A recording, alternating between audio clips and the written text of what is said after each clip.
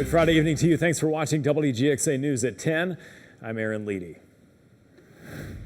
Working for you tonight, a local cemetery has received complaints about the condition grave sites have been left in, but a roadblock has stopped anything from fixing it. Tonight, we're working for you to get answers to questions that many of you have contacted us about. WGXA's Miles Garrett is live at that cemetery now. And Miles, so what's causing the holdup here?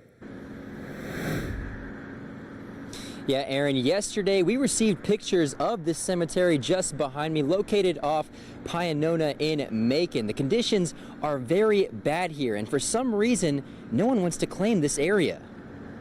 I kind of walked through and was disturbed by some of the things I saw here. It just seems a shame, you know.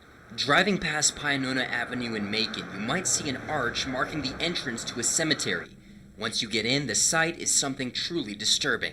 We're completely covered with brush and limbs, and you couldn't even tell a grave was there unless you kicked it away.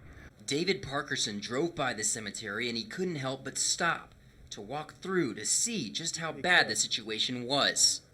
I saw graves that had water damage, where it looks like water had actually washed away, and you could actually see up under the concrete and almost see the grave. Some graves almost invisible, and that includes war heroes. When I was going through this and I saw the graves, some of them marked with military honors and stuff, I thought about, what if that was my dad, or what if that was my mom? I mean, I would be tremendously upset. So who's responsible for cleaning up the property? Jesus Mission of Love Holiness Church sits next to the cemetery. I went to Pastor Beatrice Collier's house after knocking on the church doors. She told me that Unionville Baptist owns it, the previous owners of the church.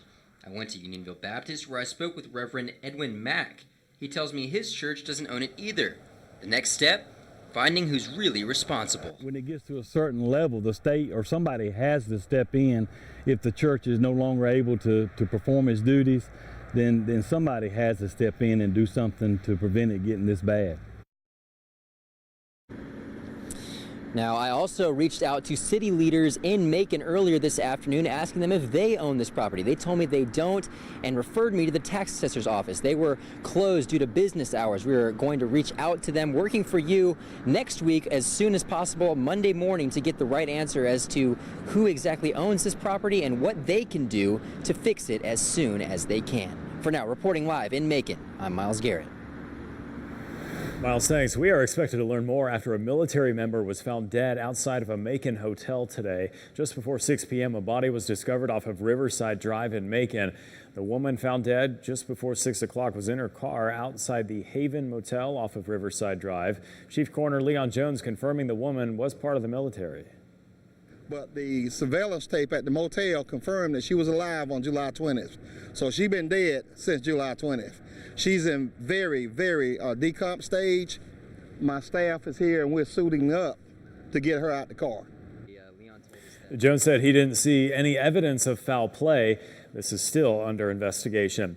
It was a close call for a Macon man after his vehicle caught fire. Our crews arrived at the scene moments after fire officials put out that fire on I-75. The owner of this charred vehicle says he was driving along I-75 northbound when he saw smoke coming from the console, and then it quickly turned into raging flames. Driver's fine, but he did have very minor burns on his hands.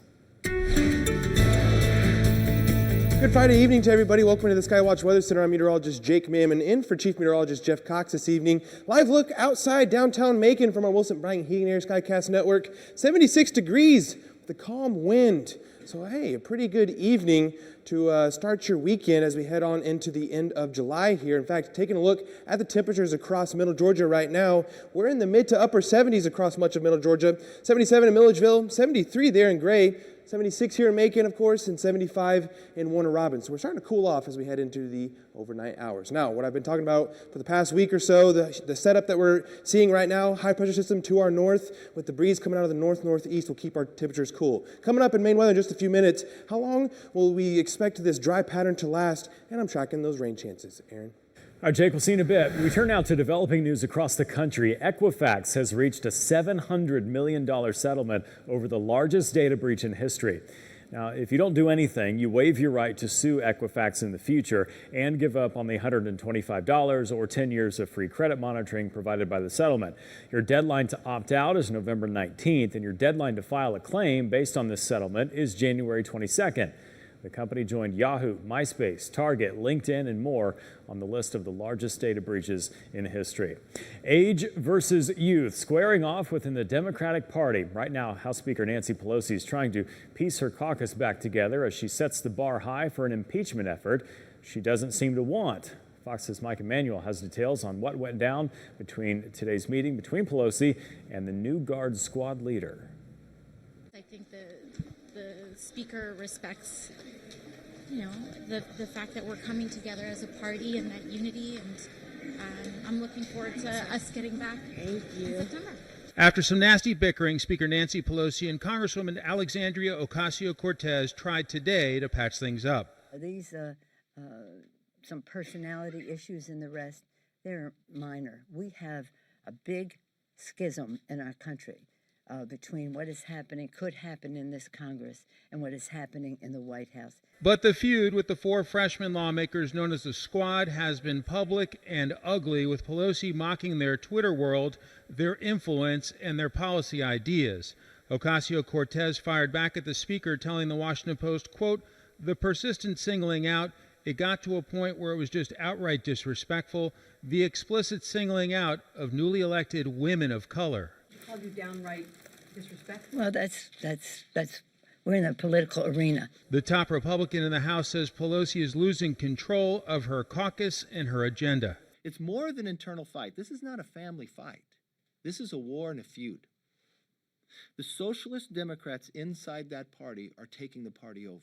Meanwhile, there's building pressure from other rank-and-file Democrats on Pelosi to go forward with impeachment. New Hampshire's Annie Custer says she supports a formal inquiry.